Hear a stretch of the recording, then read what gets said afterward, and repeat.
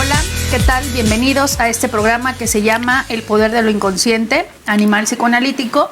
Soy Georgina y les invito a que por favor se queden con nosotros el día de hoy, porque les recuerdo que hemos venido trabajando pues una serie de programas que es como una serie de este tema, donde el día de hoy vamos a hablar acerca de la belleza, el cuerpo y la moda, pero enfocándolo con una cuestión psicoanalítica.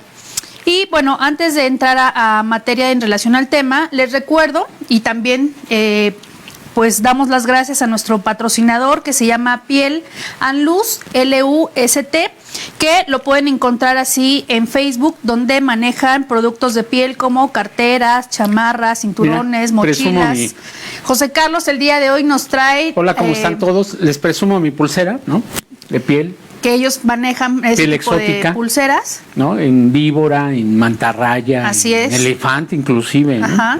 Sí. Entonces, bueno, les invitamos a que por favor conozcan sus productos, porque bueno, son productos que queremos de muy alta calidad y mexicanos. Sobre todo eso, ¿no? Sobre todo eso, porque nos ha dado mucho por consumir productos chinos. Así es. O de Corea o de esos países asiáticos. Y aquí es manufactura mexicana. Que por supuesto ayuda pues a la economía propia de los mexicanos, ¿no? Así es. Y además son cosas de alto valor. Así es. Pues bien, también recordarles nuestras redes sociales, nos encuentran en Facebook, en YouTube como El Poder de lo Inconsciente. De hecho, en YouTube ahí vamos subiendo todos los programas, ¿verdad, José Carlos? Así es. Que ya hemos tratado, si no nos pueden ver en vivo. Cada lunes de 4 a 5. Y que los compartan, ¿no? Que los compartan a la gente que le guste. Exactamente. Sí, ahora estamos tratando de llevar estos temas que pueden ser también de interés, que son poco tocados por una parte muy seria del psicoanálisis. Claro. Y tratamos de relajar un poco la palabra psicoanalítica y meternos en cosas más comunes, ¿no? Y que nos interesan a todos. Así es. Sí. Y bueno, los invitamos entonces a las redes sociales y estamos por medio de la plataforma de Proyectate Radio. Ahí se pueden ustedes meter a www.proyectateradio.com. Se pueden meter a Diagonal Chat para que por favor nos envíen todos sus comentarios, ¿verdad, José Claro. Carlos? Sus preguntas, sus dudas, ahí con mucho gusto, o directamente en nuestra página de El Poder de lo Inconsciente, ¿no? Sí, que lo hagamos esto más dinámico, con una conversación con la gente que nos sigue, que la gente que le interese. Sí, y cómo lo estamos relacionando, ¿no? Pero también, ¿qué te parece si nos unimos a los festejos de nuestro productor Vicente? Sí, así que es. La semana pasada, pues ya no, por los días no nos tocó a nosotros. Exacto. Y fue su cumpleaños, pero... Sí, muchas felicidades a nuestro productor, ¿no? Muchas felicidades, Vicente. Que se la siga pasando bien, así ¿verdad? Es. Que no sea nada más de un día. Claro. Sino los festejos, y que Giovanna lo consienta, que es nuestra otra productora, ¿verdad? Exactamente. Que le aplique el amor puro, ¿no? El amor tierno del psicoanálisis, y que le dé su regalito, por supuesto. Exacto, pues muchas felicidades, un gran abrazo a nuestro productor Vicente. Pues bueno, entonces les comentaba que el día de hoy vamos a hablar entonces de belleza, cuerpo y moda, pero enfocado a un aspecto del psicoanálisis. Pues para empezar, ¿tú qué nos podrías decir, José Carlos, en relación al tema, cómo podemos combinar estas ideas con el psicoanálisis? ¿Se puede? Yo creo que sí, y no nada más con el psicoanálisis, ¿no? Sino con el campo psi, añadiendo a esto lo que vendría a ser sobre todo la psicología. Sí. A mí me gustaría comentarles no solo quedarnos en el ámbito del psicoanálisis, sino también explorar otros enfoques que también nos dan un valor agregado a este asunto del cuerpo y de la belleza, ¿no? Yo el primer punto que quisiera tocar en relación a cómo tú lo vas ordenando, que es la belleza, que es una cuestión armónica, es una cuestión simétrica, es una cuestión geométrica, es una cuestión de equilibrio entre las formas. Y de ahí surge, yo creo que filosóficamente, el concepto de belleza, que ahora ha ido cambiando a través de las culturas y a través del tiempo. Y que eso lo tendríamos que adaptar, por supuesto, a una actualización de la cultura para saber lo que ahora es bello, quizá hace tiempo era rechazado. ¿De qué te puedo hablar, por ejemplo, de los tatuajes? Que algún día podremos también hacer un programa de esto. Cierto. Para ver el concepto del cuerpo inscrito en una figura, en una forma, y que ya ves que con el tiempo ha ido cambiando. Ahora es muy común encontrar personas que utilizan los tatuajes como una manera de expresión artística, inclusive del que hace el tatuaje y del que recibe el tatuaje, ¿no? Por ejemplo. Desde ahí partimos de conceptos que no son nada banales. Yo estuve viendo, cuando estuve ausente contigo, algunos de tus conceptos, en donde a mí me surgía el debate, ¿no?, entre el concepto de la autoestima y el concepto de la resignificación a sí mismo, que ahí también tocaríamos un aspecto de una psicología del yo profundo que tiene que ver con el self, y que de ahí vendría la palabra selfie, ¿no? Ahora en la actualidad con los teléfonos, ¿no?, la famosa selfie. Del self, del sí mismo. Del self, de sí mismo, que Kohut es el autor, lo inicia en esta parte muy interesante de qué es el sí mismo, desde el punto de vista de la psicología profunda o psicología del yo. Y cómo en el lenguaje, en el neologismo, se introduce la famosa selfie, y que ahora tiene que ver en me tomo y cómo me veo, y cómo me ven los demás. Entonces ahí vamos cambiando este aspecto estético de la belleza que complementa. La belleza está ubicada, desde mi punto de vista, en dos terrenos. Uno sería el estético, la buena forma, y otro sería el erótico. Es decir, ¿qué le genero al otro? A través de mirarme, ¿sí?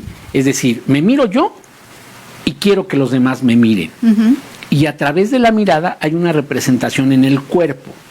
¿Qué implica el cuerpo para el otro y qué implica el cuerpo para mí mismo? ¿Sí? De ahí vamos a partir, pero antes de entrar en el aspecto lacaniano psicoanalítico de esto del cuerpo y de la belleza, me gustaría tocar también el tema de esto, como lo decíamos, de la psicología profunda del self, del sí mismo, y tocar ahora la Gestalt, que me parece una corriente, una escuela alemana muy importante en la parte teórica y en la parte clínica.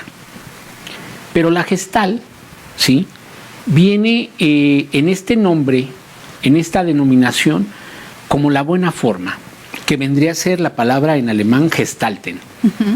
Entonces la Gestalten es una búsqueda permanente del ser humano en su relación con sí mismo y en su relación con los otros. Es decir, por naturaleza el ser humano va a buscar las buenas formas, ¿sí?, y va a tratar de proyectar buenas formas. En ese estadio, por así decirlo, estarían las partes geométricas, ¿sí? En donde en algún momento mostraremos, por ejemplo, la prueba de visomotora de la Gestalt, ¿no?, o gestáltico, de esta prueba gestáltica muy famosa de Lauretta Bender, en donde la otra persona a la que se le aplica la prueba tiene que hacer las figuras geométricas lo mejor posible. Es decir, aquí vemos involucrada la parte perceptiva del ser humano. Y por eso yo quería involucrar también no solo al psicoanálisis, sino a esta psicología de la Gestalt, porque tendrá que ver con eso que decimos del sí mismo, es decir, cómo me percibo a mí mismo y cómo percibo a los otros, a través de la vista, a través de los sentidos, pero sobre todo a través de la mirada, ¿sí? Entonces, ahí tenemos un buen elemento para empezar a describir un poco de cómo se involucra la parte de la belleza, del cuerpo y de la moda en la Gestalt, ¿sí? Si te das cuenta, también a través de la cultura hemos ido cambiando en cuanto a colores, ¿sí? Pues antes, por ejemplo, era muy raro que un hombre pudiera vestir una camisa rosa, por ejemplo, o violeta, ¿no? Era muy como que extremoso el asunto. Usabas blanca o colores muy serios como el negro, como el café, ¿sí?, pero no colores pasteles en ese sentido. Y ahora también lo vemos en el caso de mujeres que visten zapatos bajos, zapatos altos, tenis, ¿sí? O sea, hay una cuestión evolutiva o involutiva en la moda, porque también tenemos esas modas retro, en donde la gente empieza a utilizar cosas que se usaban en el estilo de los años, por ejemplo, 60 o 70. ¿no? Exacto. Y esto no nada más, yo vi que tuviste un programa con Donají. Con Donají, maquillista profesional, excelente persona y excelente profesional del maquillaje. Así es. Que a mí me hubiera gustado que la explotaras más en el punto de vista de sus conocimientos, por ejemplo, de no nada más del maquillaje convencional, sino lo que ahora se hace en teatro y en cine sobre todo, ¿no? Con efectos especiales, con una caracterización a veces del personaje que es joven y lo convierten en viejo, o es viejo y lo convierten a joven, ¿no?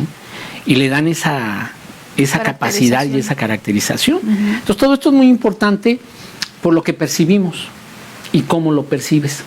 Es decir, una vez que el ojo lo percibe, ¿cómo lo analizas atrás? Es decir, el cerebro, ¿cómo cambia esa información y las emociones hacia algo, ¿no? De ahí entramos a la psicología de los colores, el por qué ciertas cadenas de restaurantes de comida rápida, por ejemplo, utilizan ciertos colores brillantes, claros, que en los estudios psicológicos nos dicen que genera apetito, o que genera la atracción para que entres, ¿no? Porque los hospitales tienen colores neutros en sus paredes, ¿no? Para que la gente con la angustia, con la ansiedad de una enfermedad, pues se tranquilice un poco. Sí. Las escuelas, ¿sí? Con ciertos colores también. ¿Por qué? Porque esto también podríamos decir que hay colores tranquilizantes y colores que pueden excitar, ¿no? El estado de ánimo, exacerbarlo, por ejemplo, entrar a lo mejor hasta en una fase maníaca, ¿sí? Entonces, todo esto, fíjate que es muy interesante y que poca gente lo aborda ya a un nivel académico, a un nivel de textos, de encontrar información de este tipo. Más sin embargo, sí la hay. Y de ahí entonces podríamos partir a la parte ya del psicoanálisis, porque es una parte compleja, complicada, pero que está relacionada con lo mismo, que tiene que ver con más que una autoestima, y yo cambiaría esa y entraríamos en el debate. Sí, yo sé que la autoestima es muy importante para la psicología positiva, pero no sé qué tanto tenga que ver con el sí mismo y qué tanto tenga que ver con aspectos de los otros, del lazo social que tú estableces con un otro. Yo he leído en muchas revistas de estas muy superficiales de moda, de mujeres, que muchas de las mujeres, por ejemplo, tú me dirás si es cierto o no, su arreglo personal lo utilizan más para las mismas mujeres que para atraer al aspecto masculino, ¿sí? Y puede ser creíble, y ahí es uno de los ejemplos que podemos utilizar de cómo hay una relación directa con el otro. ¿Cómo estableces tú el lazo emocional con el otro? Así es. Lo que decíamos hace rato del tatuaje. El tatuaje es algo que tiene que anclar la mirada. O sea, el tatuaje no sería importante si no hiciera blanco en un otro y que ese otro a su vez responda a través de la mirada. Es un anzuelo, ¿sí? Es un anzuelo. Entonces tendríamos que cambiar esto y preguntarle a nuestras personas que nos ven, a las personas que nos siguen, cómo utilizamos, por ejemplo, la vestimenta o los artículos, accesorios llamados de esa manera, para atraer la mirada del otro. Es decir, por un lado participa tu gusto, la gestalten, tú ves un producto en un lugar y en la gestalten dices, qué bonito, ¿no?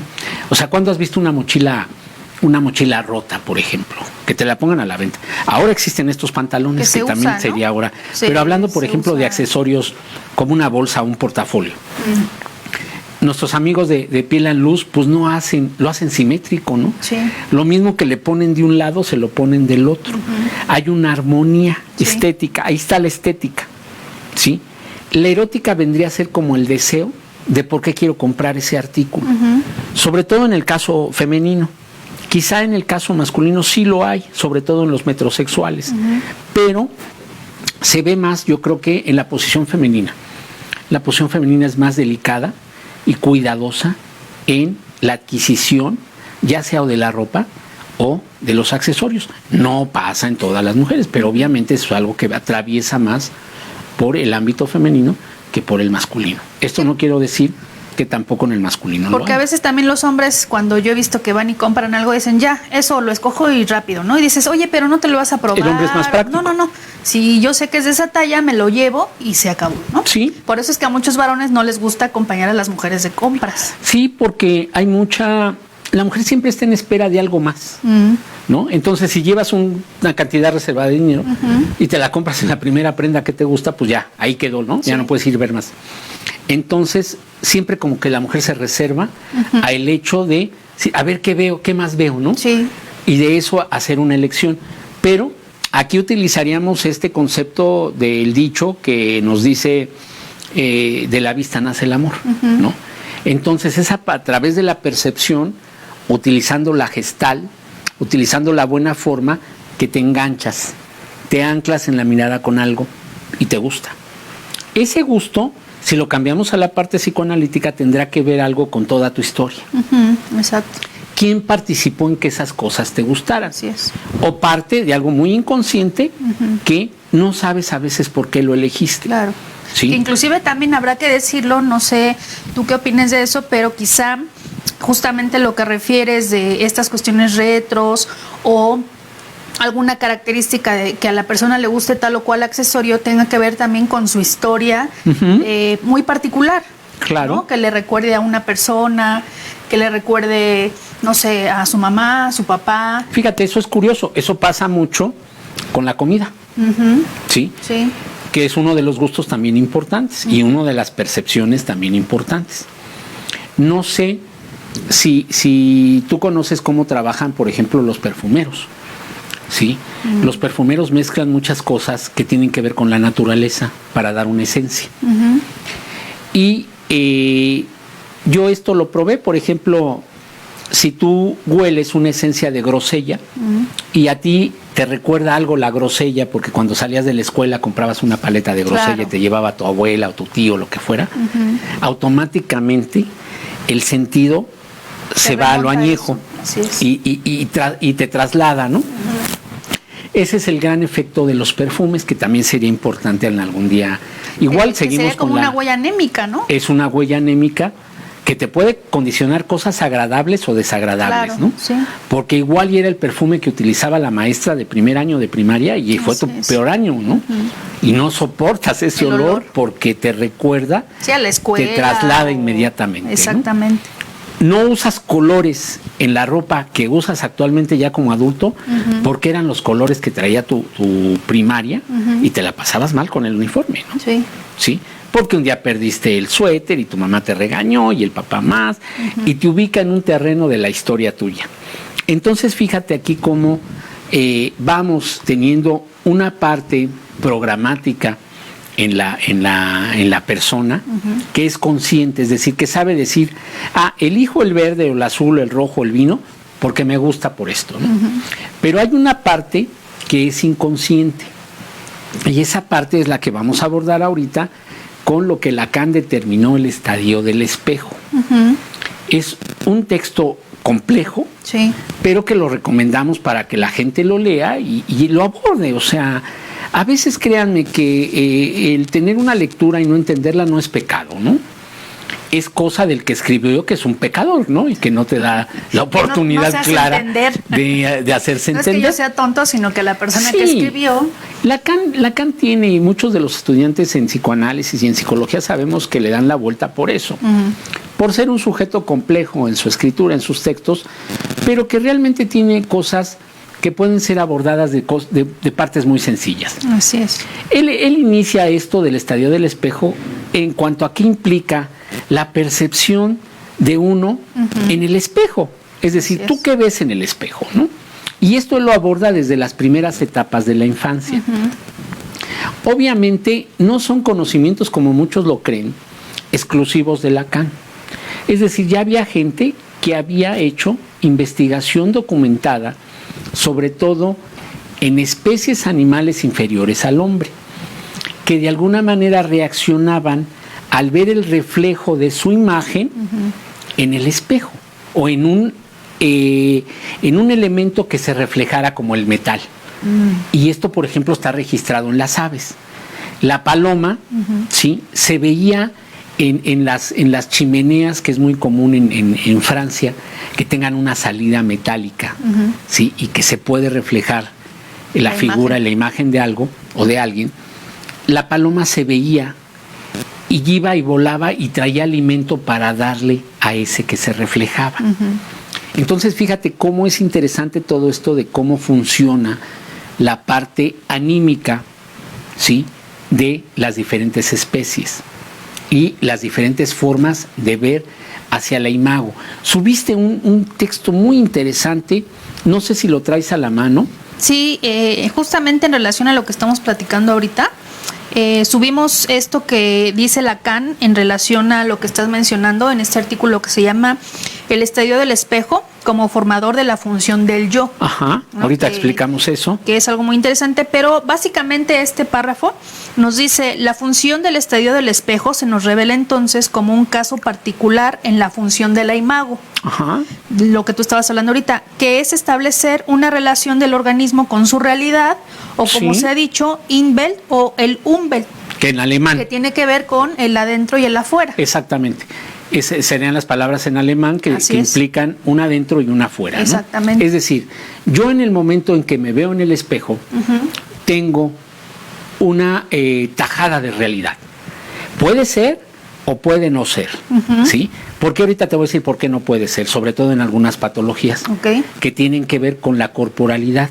Que eso también con es muy las interesante. dismorfofobias que se llamarían en el aspecto psiquiátrico, es decir, aquellas cosas que nosotros traducimos o interpretamos y que no son la realidad de lo que estamos viendo. Mucha gente se siente gorda, ¿sí?, siendo delgada, siendo esbelta, y se ve gorda. Así es. Y por eso dice, estoy pasada de peso, estoy gorda o estoy gordo. Y no es así. Entonces, fíjate cómo son elementos muy interesantes a la par de la moda. Si yo me pongo un color y yo puedo decir, me veo mal, no me queda. Y llega alguien y dice, oye, qué bien te ves con ese color, ¿no? ¿Cuál será la realidad? ¿La que el otro me dice o la que yo percibo de mí mismo? Entonces ahí hay un truco entre la parte interna y la parte externa.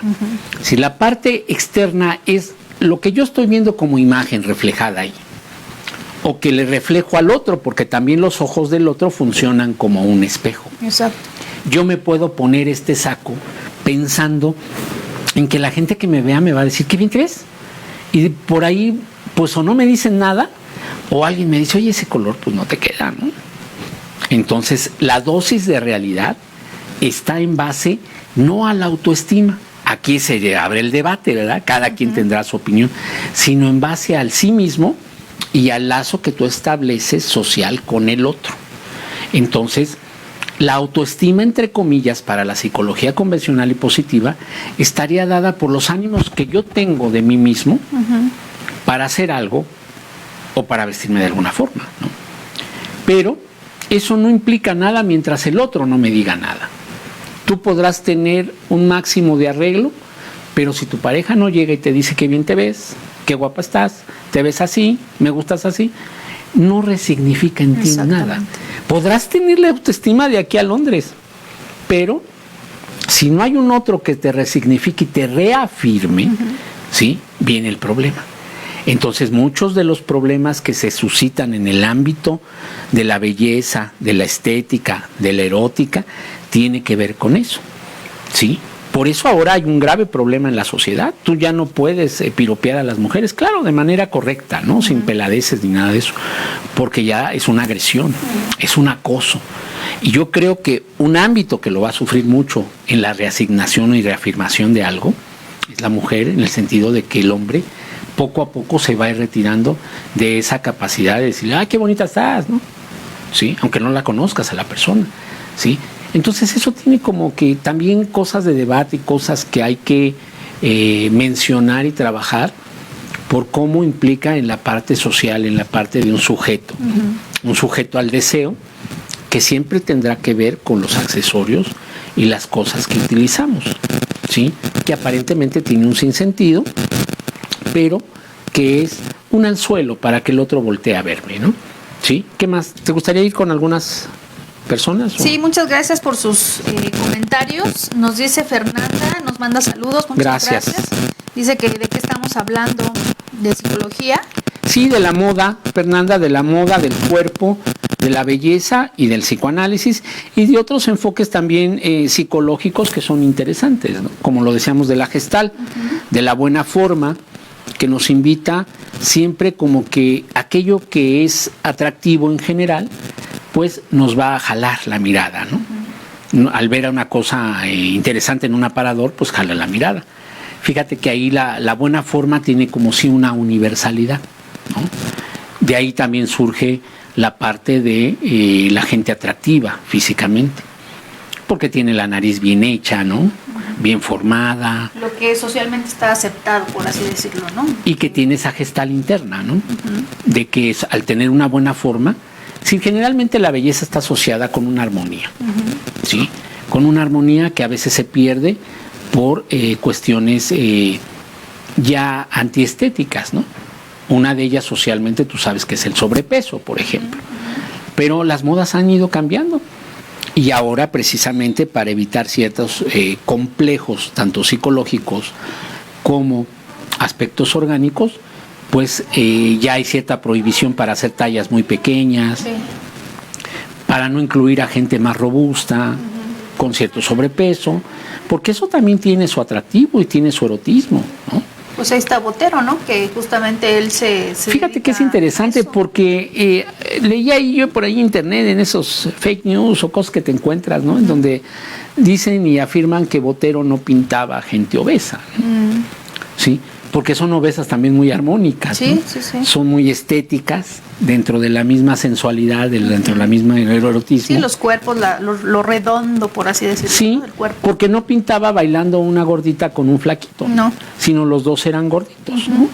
Y ese sobrepeso, ese volumen aumentado, como quieras llamarle, implicaba una armonía y una estética entre que no hay más de un lado que del otro, ¿sí? Si no hay una razón estética, o sea, fíjate que es curioso, ¿no? Por ejemplo, tú ves las líneas de los coches, cómo están creadas, con una parte consciente y una parte inconsciente, y nunca ves que una camioneta de un lado esté chueca y del otro lado esté cuadrada, ¿no? O sea, redonda de un lado y cuadrada del otro, ¿no?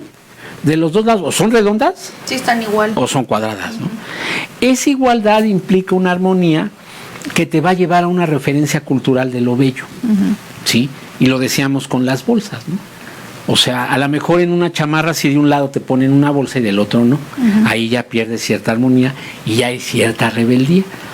¿Quiénes se identifican con ese tipo de vestimenta? Pues alguien que también es medio rebelde, que dice yo no tengo por qué traer las dos bolsas, una de cada lado, sino puedo traer una acá en el brazo y otra de este lado no trae nada, ¿sí?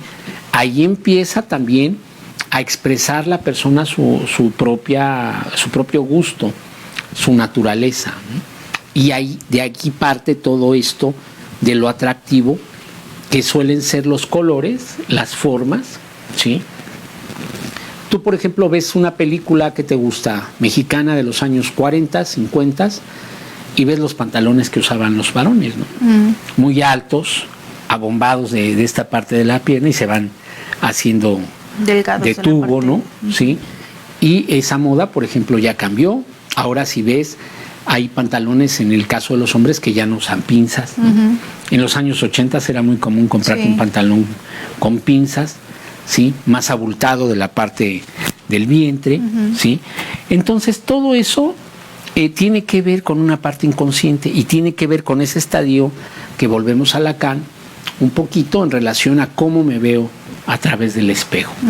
Él parte de este concepto, creo que es inclusive quien inaugura dentro de la parte psíquica el aspecto de imago, de imagen, de cómo nos percibimos los seres humanos, los sujetos, en relación a la mirada.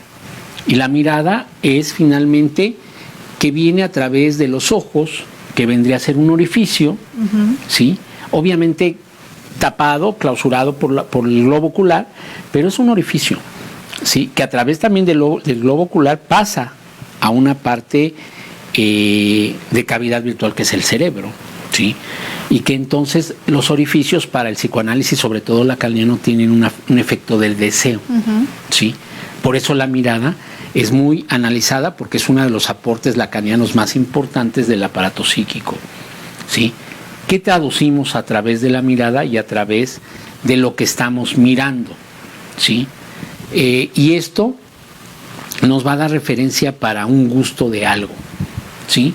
Habrá gente que le gusta mirar algo, habrá gente que no le gusta mirar eso, o que simplemente no le presta atención a eso. Eso tiene una parte consciente y tiene una parte inconsciente. Porque esto que nos mencionas, José Carlos, me parece muy interesante en relación a esto de la mirada. Por supuesto, lo que genera deseo, ¿no? Es decir, en lo que tú nos estás comentando ahorita es que esta cuestión de la belleza y la moda pues no es algo que se pueda tomar así como algo banal o que no tiene importancia, sino que de lo que tú nos estás explicando es que esto tiene que ver con un otro, en donde a lo mejor alguien podrá decir, es que a mí no me importa la moda, en apariencia, por así decirlo, ¿no? Es decir, tú no te fijas o no ves revistas especializadas en moda, no sigues esos cánones, pero aún así, en esta cuestión de que a una persona, aunque diga que no le importa la moda, también se viste para un otro. Claro. ¿No? Es decir, esa persona dice, pues me pongo una playera negra y unos jeans negros y unos zapatos negros, ¿no? Es decir, no me fijo en los colores porque todo es neutro. Entonces, aún en esas personas existe esta cuestión de la mirada para atrapar al otro, porque se está jugando el deseo. Es decir, cuando yo veo o yo me visto, no nada más me estoy vistiendo para mí misma, porque socialmente no puedo salir hacia la calle desnuda, pero tiene que ver con esta cuestión donde el deseo se está jugando.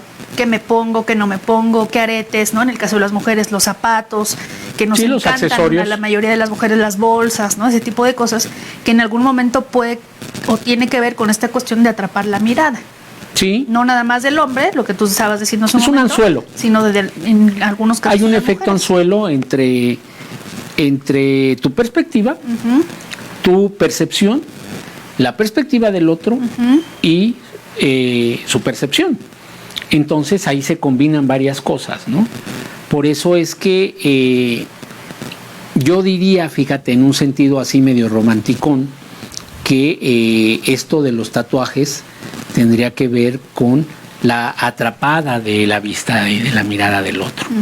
Sí, o sea, no, muchas veces te haces un tatuaje que en lugares que ni siquiera tú misma los puedes ver, ¿no? Exacto.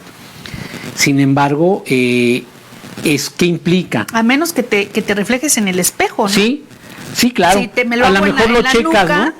Pero muchos se lo hacen en la nuca, en una parte del cuello que dices, pues ¿cómo le hago? Es únicamente con un espejo. Así es. Sí, en el reflejo, en el tocador, sí. O que el otro te diga, ¿no? Ay, mira qué bonito traes tu tatuaje en el cuello. Pero entonces ahí ya tiene una resignificación del otro en un lugar en donde tú no te lo estás viendo permanentemente, pero el otro sí te lo está viendo permanentemente. Esto me recuerda, no sé si tú te acuerdas de este texto, que ahorita no sé cómo se llama, de Lacan, donde hace este juego, ¿no? Que pone los círculos en las espaldas de los otros para adivinar qué círculo tienes tú, y eso es en base a la mirada del otro. Sí, es una competencia entre presos, ¿no? Para que el que adivine pueda salir de la cárcel. No me acuerdo en qué artículo está. Lo vamos a buscar, sí lo tengo presente, no recuerdo. No sé si sea función y campo de la palabra, pero creo que luego sí. Lo subimos. Sí tiene que ver con la función y el campo de la palabra, pero tiene que ver con la mirada en ese sentido. Exactamente. O sea, la mirada que denota, ¿no? Asombro, sorpresa, eroticidad, disgusto, ¿sí? Es una cuestión muy interesante. Y de lo mismo esto tiene que ver con la moda. Sí. Porque si no, entonces no prevalecería cierta costumbre. Hay que decir lo que implicaría en la estadística la media, la mediana y la moda. Exacto.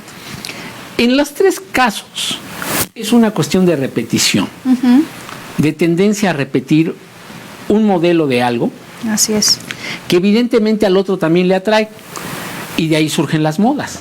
Es decir, si yo en este momento traigo un pañuelo y a muchos que nos ven y demás les parece agradable, pues van a encontrar alguna tienda en que les guste un modelo, encuentren el pañuelo y se lo pongan. Y entonces ya vas induciendo nuevamente un aspecto de moda, que puede esa moda haber sido puesta en 1920, y ahí entramos en el terreno retro. ¿Sí? Y entonces a mucha gente por eso le empieza a gustar también algo que no fue a lo mejor de su época, pero que le gusta cómo se veía. Sí, y ahí entramos. Eso puede decir algo de esa persona. Claro, por supuesto. O sea, todo esto va reflejado, insisto, a una parte consciente y a una parte inconsciente. Lo interesante sería saber y conocer esa parte inconsciente. ¿Por qué me atrae?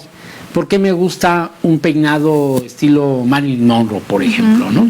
Un color estilo Marilyn Monroe, un vestido estilo Marilyn Monroe, un accesorio que yo vi, ¿sí? Y que ahí entonces empiezas a partir. Y habrá gente que es innovadora, ¿sí? Fíjense, por ejemplo, en este sentido de la moda y de los grandes precursores de la moda, Hugo Boss, ¿no? Hugo Boss, sobre todo en el caso de los varones. Sí. ¿Quién podría imaginar que los diseños de del ejército nazi los haría o los inventaría Hugo Boss? Así es. Por eso es que ves un ejército tan impresionante, ¿no? Porque a partir de la propia vestimenta, Lo que aparenta. lo que ya aparenta, ¿sí? Una formalidad, una cuestión muy elegante, ¿sí? Entonces, ¿quién podría pensar que Hugo Boss diseña los trajes o los uniformes del nazismo, ¿no? Que fíjate esto que nos comentas interesante, porque Maribel hace esta pregunta. Ella nos dice, mito o realidad, que si la imagen tiene que ver con cómo te ven, te tratan. Dice que por qué tiene que ser así. Pues es una cuestión social que desafortunadamente existe en ámbitos determinados, ¿no? Todavía encuentras lugares en donde dice nos reservamos el derecho de admisión. Nos reservamos el derecho en relación a que tú vayas, porque si quieres entrar a cierto restaurante, tiene que ser con corbata, ¿no? Así es. Y de formalidad. Hay reuniones que te dicen etiqueta rigurosa, ¿sí? Creo que en mi perspectiva, ¿sí? Hay eventos que tienen una trascendencia protocolaria, que por educación, por respeto, ¿sí? Debes tú regirte por eso, pero a lo mejor estás hablando de una ceremonia académica, de una ceremonia, por ejemplo, legal, jurídica. Vemos en series actuales en donde, por ejemplo, en Inglaterra, todavía los abogados, el jurado y todo eso usan las famosas pelucas, ¿no? Entonces, bueno, a lo mejor ahí le da cierta validez. Yo creo que ya para cuestiones públicas, la gente, mientras tú puedas acceder a ciertos costos económicos, pues puedes ir como tú quieras, ¿no? Siempre y cuando no vaya en contra. Tú sabes que hay restaurantes a nivel de la playa o a nivel de algún lugar así, en donde te dicen no se te permite la entrada con traje de baño, ¿no? Puede ser a lo mejor higiénico, puede ser una cuestión también social en donde no te vayan a faltar al respeto, alguien te vaya a decir algo, lo que sea, ¿no? Hay una protección, dijéramoslo así, y el lugar pues para que esté tranquilo, ¿no? Pero hay cosas que ya dentro de lo social sí deberían romperse y deberían ser con libertad, que la gente elija, ¿no? Porque finalmente a mí qué me interesa si vas con corbata o no con corbata. A lo mejor puedes traer la corbata más toda chueca y toda fea y te ves mal, ¿no? O barata, como quieras tú llamarle, y entras con esa, ¿no? Pues nada más por cumplir con el requisito. No se trata de eso. Que ahí, fíjate, en esto que comentas, hago un paréntesis que me parece importante mencionar, que en lo personal, no sé tú, a mí no me gusta, me molesta, es que cuando vas a un restaurante, tú ves que sobre todo cuando son de hospitales, llegan al restaurante con bata. Ahí sí es antihigiénico. Entonces sí, eso es horrible, ¿no? Que tú como comensal veas que la otra persona llega de un hospital, ¿no? Y que llegue con bata. De áreas sépticas, ¿no? De áreas contaminadas, exactamente. Sí, no, eso es horrible. O que exploraste a otro que trae un problema de, a lo mejor, de infección, de alguna cosa. De algún virus, la sangre. Y trasladas, ¿no? Sí, no. Trasladas, exportas del hospital. Es muy común en un lugar ahí de los BOS, enfrente del centro médico, ¿no? Así es. Y que ves atascado de gente en blanco. Y que sí. Y no a mí eso es una falta de respeto, ¿no? O sea, yo lo veo como una falta de respeto. Yo lo veo como una falta de higiene. También. Del lugar. Sí, claro. ¿Sí? Porque finalmente, bueno, en el respeto, pues a mí que me importa si es cirujano, si es enfermero, lo que sea. No digo. Pero te infecta, ¿no? Sí, horrible. Sí, eso estoy horrible. Completamente de acuerdo. Sí, creo que todo esto debe de ir orientado más a la seguridad, tanto de los alimentos como de otra cosa, ¿no? Pero efectivamente, sí, la gente tiene en la percepción que si vienes bien vestido, pues tienes poder económico y tienes influencias. Así es. En países como el nuestro sigue prevaleciendo esa cultura y esa idea idiota. Así es. Sí, porque eso no implica nada. Y aunque fuera, tanto la gente humilde, sí, o la gente modesta, se le debe de dar un servicio adecuado como la gente que pueda venir vestida de Hugo Boss. Claro. ¿no? Y que además también hay muchas marcas, ¿no? En la actualidad tú sabes que en México pues tiene que ver con cuestiones de piratería, que a lo mejor no es de buena calidad o no es el original, pero la gente como que está acostumbrada a eso, ¿no? Es decir, con que se le vean las letrotas a tal o cual bolsa o al pantalón, es como para tener esta apariencia de que tú comentas de dinero, de ser feliz, de un ¿no? poder que Falso. es falso, ¿no? De una apariencia también que es falsa, porque finalmente el que está acostumbrado a tener no tiene por qué presumirlo. Y no lo hacen, ¿no? La mayoría que tienen el poder económico dicen, no, pues yo me pongo... Pues no te creas, sí hay gente ahí o... también distorsionada que de repente también se debraya, ¿no? También exagera en su impertinencia y en su prepotencia. Sí, porque salen y se les ve la marca desde el peinado hasta el zapato, ¿no? Eso también es un tema interesante, fíjate, que está dentro de esa parte de la gestal y dentro de esa parte del poder, ¿sí?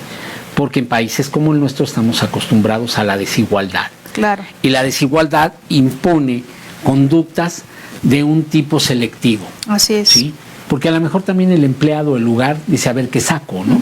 Igual y le caigo bien, igual y me deja buena propina. Que eso es muy común, por ejemplo, en la gestalten de los lugares turísticos de nuestro país, ¿no? Ah, ok, sí. En donde ven a un güero con ojos azules, ¿no? Y lo atienden me ven a mí moreno, como... sí. Y lo atienden como rey, al final les deja, no les deja nada. 2 pesos o no les deja nada de $1. propina, pero esa es la intencionalidad, ¿no? Así es. Y que eso yo creo que va más bien orientado a lo bizarro que es este país en lo utilitario y en la desigualdad social que hay. Claro.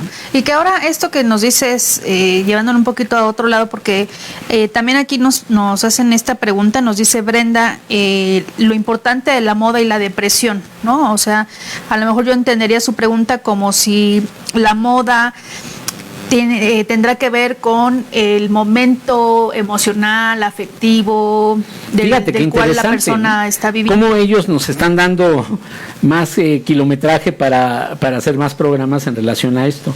Ahorita se me viene con lo que ella menciona, con lo que ella dice, Brenda, que tú lo estás leyendo, en aspectos como los emos, ¿no? Así es. Es decir, culturas que ya se van generando a través de la oscuridad, de los darketos, de chicos con una intencionalidad afectiva, sí, emocional, sensitiva, que los lleva hacia cosas oscuras, ¿no? Mi propia vestimenta, las uñas en negro, los maquillajes, cara, ¿no? el cubrirse la cara de la mitad, por ejemplo, no dejar la visibilidad clara, la frente clara, en un estado depresivo. Sí. Sí funciona. Funciona lo psicodélico, funciona la parte anímica con los colores, con lo oscuro y con el pensamiento también. Es decir, aquí entramos en el terreno del espejo de Lacan, entre lo interno y lo externo. Sí. Es decir, lo externo, cómo tiene una representación, una relación con mi interior, con lo que yo siento anímicamente, y viceversa. Lo que yo siento anímicamente, cómo lo reflejo. Claro. Sí, entonces ahí entramos en la dinámica lacaniana de esa forma, ¿sí? De la botella de Klein o del infinito. Del grafo. Es decir, no hay un interior y un exterior tácito, tajante, ¿sí? Sino que se relaciona. Es decir, yo con la mirada veo lo externo, pero lo llevo hacia el interno y me produce un efecto. Porque además esto que nos comentas en relación a lo que leímos hace un momento de Lacan es cómo el sujeto se va formando, ¿no? O sea, que la formación no nada más es del interno, de decir yo voy creciendo solo y yo me hago solo, sino que tiene que ver con esta parte interna y externa de lo social, de la familia, de estas cuestiones que te van formando como sujeto. Porque él tiene esa intencionalidad, decíamos la paloma, cómo actúa. En los grupos animales inferiores al hombre de alguna forma, por ejemplo en los chimpancés, el chimpancé se veía en el espejo, en un espejo completo, y buscaba atrás del espejo para ver dónde estaba el otro. Estaba la otra persona. Sí, el otro animal. Sí.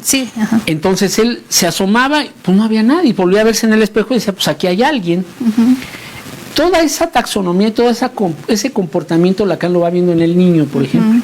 Y el niño cuando se ve en etapas muy tempranas de la infancia, el niño inclusive antes que hable, el niño en lugar de buscar o de ver o de hacer otro tipo de conducta, sonríe.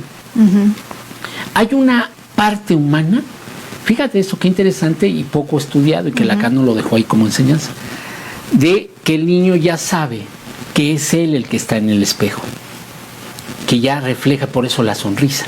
Claro. Y hay culturas, yo te puedo decir, por ejemplo, en el caso de mi abuela, en paz descanse, ella decía que era tremendamente patológico el que tú acercaras a un niño infante al espejo, ¿sí? Entonces, bueno, todo esto... Sí, que hay mitos, yo he escuchado mitos donde dicen... Es y que déjalos igual y no son mitos. A los niños no los acerques al espejo porque les robas el alma. Se vuelven locos. Una cuestión así, media así rara, ¿no? Entonces, ¿qué cantidad de conocimientos, tanto de cultura y domésticos, dijéramos, nos hacen falta añadir a cosas ya más científicas, ¿no? Porque también habrá que decirlo, a lo mejor hay personas que nos dicen, bueno, es que a lo mejor si las culturas no tienen espejo, no aplica. Es que el espejo nosotros lo estamos hablando como una metáfora. Cuando hablamos de espejo, no nada más hablamos del espejo que conocemos todos hoy en día, sino que hay culturas muy antiguas que no tenían espejos, pero estamos hablando del reflejo, exactamente. Exacto. A lo que nos referimos es al reflejo. Ese reflejo Lacan lo cambió del vernos en una imagen, en un espejo, al cementerio, ¿no? El cementerio es lo que mejor puede reflejar al ser humano en momentos críticos, en momentos de crisis existencial, de crisis que tienen que ver con los sentimientos, ¿no? Así es. Se nos está yendo el tiempo. Se nos está yendo el tiempo, les agradecemos sus comentarios. Susana nos manda saludos desde Panamá. Gracias, gracias. Saludos nos dice a Panamá. También Mariana, nos saludos de Buenos Aires. Muchas gracias. Bueno, pues nuestros amigos, pibes, ¿no? Ches, que tenemos mucho contacto. Muchas gracias. Con nos dice Mónica que sí, qué asco, si no lo había pensado, dice lo de los médicos. Dani. Pues ya sabes, ahora no te sientes cerca del gabinete o de la mesa. No. Dani también nos dice que les va a decir ahora que los vea, que les da asco. Rogelio dice, el cómo te ven, te tratan lamentablemente. Sí. Y Lupita muchas gracias, Lupita, nos sugiere que en algún día hablemos de los tatuajes. Pues mira, podríamos darle continuidad. Hace un comentario ahí en relación a eso. Sí, podríamos darle continuidad porque finalmente también es una moda. ¿También? Sí, también es una moda y es una moda muy inconsciente porque a veces inclusive la gente se tatúa cosas que no entiende de otras culturas, ¿no? Exacto. Estamos hablando de escrituras, de símbolos, de mantras, que son de otras culturas que tienen que ver con cosas ceremoniales, pero a ti como te atrae a la mirada, exacto, dices, me lo pongo. Y no sabes ni qué es, exactamente, ni qué significa. Entonces hay una parte inconsciente que puede ser, ahí lo vamos a involucrar, y se los prometemos, con los estudios de Jung. Okay. En los arquetipos y en lo antropológico, que en Jung, Carl Gustav Jung, el también alumno de Freud, introdujo cosas muy importantes e interesantes desde este punto de los mandalas. ¿Sí? De esas figuras moda, hecho, y que están muy de moda y que tendrán que ver con también aspectos de la conciencia. ¿Sí? Entonces, por ahí les vamos a hablar de eso. Exacto, pero bueno, se nos está terminando el tiempo, desafortunadamente. Sí. ¿Con qué quisiera cerrar? Pues nada más que esto no se acaba aquí. Les invitamos a que hagan lecturas de Lacan, que hagan lecturas de la Gestalt, que hagan lecturas de cosas que tienen que ver con aspectos humanos, que no son nada más insensibles, que la moda no es algo banal, exacto, que es algo que tiene una cultura y tiene un sentido y un sinsentido. Así es. El sentido se lo damos nosotros desde la conciencia, desde el yo, que se articula a través de la percepción, ¿sí? Y que tendría que ver con eso que estamos viendo ahora de los filtros en las fotografías, de verme más armónico porque no quiero verme gordo. Sí, a mí me ha pasado que yo conozco gente en persona y digo, es que no se parece, ¿no? O sea, físicamente. No, pues le dan hasta un cambio de color de la piel, le dan un cambio de la forma. Y ahí tendríamos que ver si esto opera desde algo sano o es algo patológico. Claro. ¿No? Yo fíjate que tengo conocidas en el Face, que lo único que pasan son fotografías de ellos, ¿no? Bueno, ¿qué es lo que intento reafirmar con esto? Claro. ¿No? ¿Sí? ¿Cómo me miran los otros? ¿Qué es lo que yo quisiera reflejar en el otro que no me queda claro a mí mismo? Sí. ¿No? Y por eso es constante. Con lentes, con sin lentes, con una blusa, con otra blusa. Bueno, dices, bueno, pero escríbeme algo, ¿no? O sea, estás, interpreta, ¿no?, algo. Sí. Postea algo de un autor, de un libro, de un tema. Lo que tú quieras. Sí, ¿no?, pero sube algo más que una foto. Entonces ahí viene esta cuestión de la psicología profunda, del selfie, del self, del sí mismo y cómo me percibo. Pues bueno, se nos terminó el tiempo, desafortunadamente. Sí, desafortunadamente. Si no nos vieron ahorita en vivo, bueno, les recordamos nuestras redes sociales, estamos como El Poder de lo Inconsciente, nos pueden buscar en Facebook y también en YouTube. Sí. Los esperamos entonces en 8 días, lunes, de 4 a 5 de la tarde, hora Centro de México. Por favor. Muchas gracias. Gracias.